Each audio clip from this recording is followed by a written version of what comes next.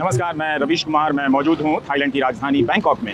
और यहाँ पर घूमते हुए अगर आपकी नज़र यहाँ के मंदिरों पर पड़ती है तो बहुत कुछ जानने की जिज्ञासा होती है। एक तो उनकी कलाकारी बहुत सुंदर है, बौद्ध धर्म की पैगोडा से काफ़ी मिलती जुलती है। लेकिन जहाँ मैं बैंकॉक में रुका हूँ उस जगह पे ये ब्रह्मा जी की मूर्ति है, यहाँ पर मंदिर है और लोग ब्रह्मा की पूजा करने आते हैं।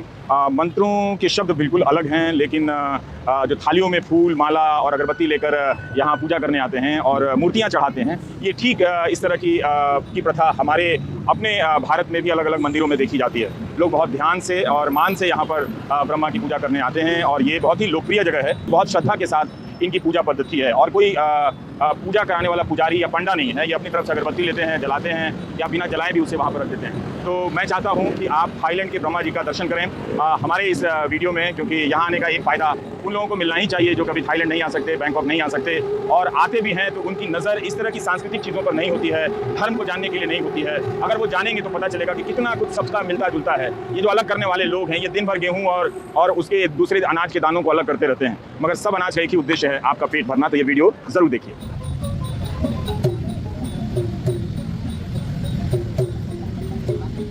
मंत्रों का उच्चारण और वाद्य यंत्रों की ध्वनि सुनकर तो लगता है बौद्ध आराधना पद्धति का एहसास होता है, और है भी।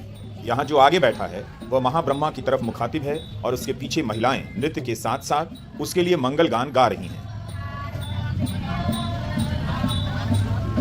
पास में खड़े गुलाबी टी शर्ट वाले इस व्यक्ति के हाथ में कई सारी पर्चियां हैं। यहाँ पर लोग कतार में लगे हैं, अपनी बारी का इंतजार कर रहे हैं। गुलाबी टी शर्ट वाला नाम पुकारता है और कोई आगे आकर बैठ जाता है। पीछे महिलाएं नृत्य करने लग जाती हैं और मंगल गान या मंत्रों का उच्चारण करने लगती हैं।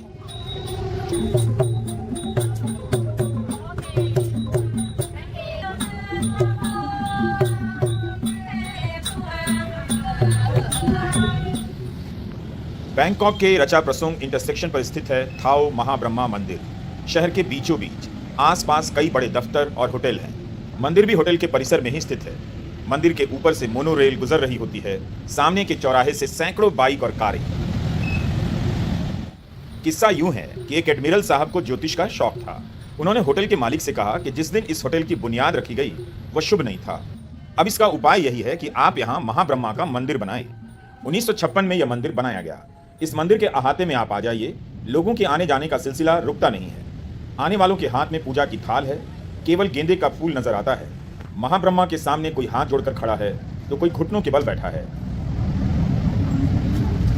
पूजा के सामान में अगरबत्तियां होती हैं मगर जलाई नहीं जाती हैं। यहाँ एक स्टैंड रखा है, उसी में सभी अपनी अगरबत्तियों को खोस कर चले जाते हैं और थाल से मोमबत्तियां निकालकर यहाँ रख देते हैं। यह महाब्रह्मा की मूर्ति है। 4 मुख वाले महाब्रह्मा, सोने की परत चढ़ाई गई है। विदेशों से आए लोगों को लगता है कि ये 4 सर वाले बुद्ध हैं। गलतफहमी है। थाईलैंड में ब्रह्मा को फ्रा फ्रोम कहते हैं। ये मंदिर एरावन श्राइन के नाम से मशहूर है। मूर्ति पर टीका वगैरह लगाने की अनुमति नहीं है। लोग एक निश्चित दूरी से ही फूल चढ़ाते हैं। फूल के साथ साथ थाली में हाथी की छोटी मूर्ति भी ले आते हैं चढ़ाने के लिए। पूजा करने वाला अपने फोन से मंत्र का पाठ कर रहा होता है। कोई पुजारी नहीं होता। आपको लगता है कि भारत के ही किसी मंदिर में आ गए हैं, मगर समान नजर आते हुए भी काफी कुछ अलग है। बस यहाँ लोग जूते चप्पल नहीं उतारते हैं।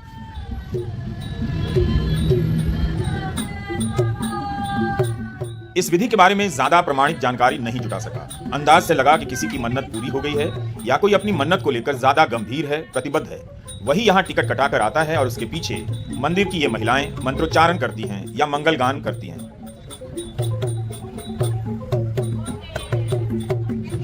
इंटरनेट से हमें एक और कहानी मिली। पास ही के एक इलाके में एक होटल बना। उसकी बुरी नजर टालने के लिए मंदिर बनाया गया। बार बार उस होटल में दुर्घटनाएं हो रही थी, मगर थाओ महाब्रह्मा मंदिर के बाहर जो बोर्ड लगा है उसमें इस कथा का इस तरह से जिक्र नहीं है। मंदिर परिसर की इस दुकान में आपको अलग अलग प्रकार के हाथी की मूर्ति मिलेगी। छोटे हाथी से लेकर बड़े हाथी की मूर्ति। लगता है यह मन्नत पूरी होने के वक्त चढ़ाया जाता होगा। जो जितना पैसे वाला होता होगा वह उतनी ही बड़ी मूर्ति खरीदता होगा। चढ़ाने के बाद इन हाथियों को मंदिर के एक हिस्से में सजाकर रख दिया जाता है। इन हाथियों के बारे में यही जान पाया कि यह ऐरावत हैं, इंद्र की सवारी ऐरावत। ऐरावत के जन्म की कहानी यह है कि जिस अंडे से गरुड़ पैदा हुए उसी से ब्रह्मा के मंत्रोच्चारण के बाद ऐरावत भी पैदा हुए। लोग अपनी थाल में ऐरावत के छोटे रूप भी लेकर आते हैं और ध्यान लगाने के बाद यहाँ चढ़ा देते हैं। 2015 में इस मंदिर में काफी बड़ा धमाका हुआ। करीब 25 लोगों की मौत हुई थी। इनमें से करीब आधे लोग विदेशी थे। ब्रह्मा की मूर्ति भी क्षतिग्रस्त हो गई। भारतीय भी यहाँ आते रहते हैं मगर बहुत कम। मैं काफ़ी देर तक रहा, ज़्यादातर थाई लोग ही नजर आए।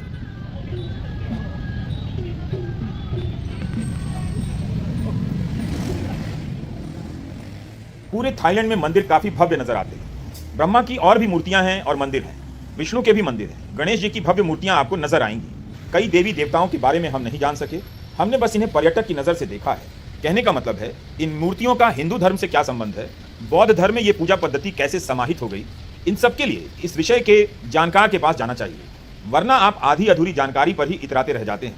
फिलहाल इन मंदिरों को देखिए और महसूस कीजिए जैसे मेले में दो भाई बिछड़ जाते हैं, वैसे ही ये हमारे देवी देवता हमसे बिछड़ गए हैं या हम इनसे बिछड़ गए हैं। सुंदर बात यह है कि थाई लोग इन्हें अपना समझकर पूज रहे हैं, पूजा काफ़ी ध्यान से करते हैं। नमस्कार, मैं रविश कुमार।